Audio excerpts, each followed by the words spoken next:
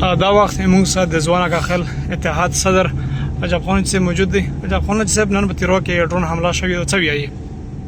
یقینا چې د کومه پیښه مخې ته راغلې دا د انتهایی د در نه ډکه واقعه ده، چونکې یوه طرف له روژه ده او بل طرف له دا ظلم او جبر دا د انسان د برداشت نه دی. نو موږ ټولو اورېدونکو ته سوره چې افریدی قوم دی او په خصوصي توګه قوم کوخیل ته دا پیغام لرو چې تاسو د زړه نه په دا غم کې د موږ سره شریک شو. دا د موږ اجتماعي غم دی.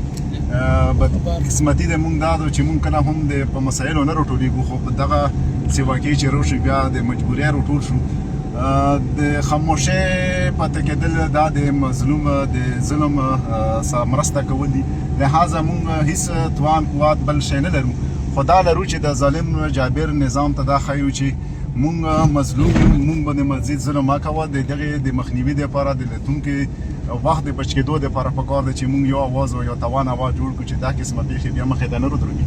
نو ټولو پرېدي ته په خصوصي توګه قومه کوخیل ته بیا دا اپیل دی چې وړوکی او ستر تاسو روز او د کومه ظلم جبر شوی دی د خلاف یو مضبوط توانه اواز اوچت کړو چې بیا دا قسمه ستونزې مخې ته نه رسي.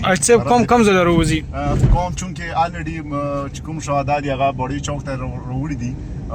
تقریبا قوم څه ناڅه راوتلی دی، خو موږ هم لېړ شولو. پکار دی چې تاسو بړی چوک ته اوس راوځو. مننه.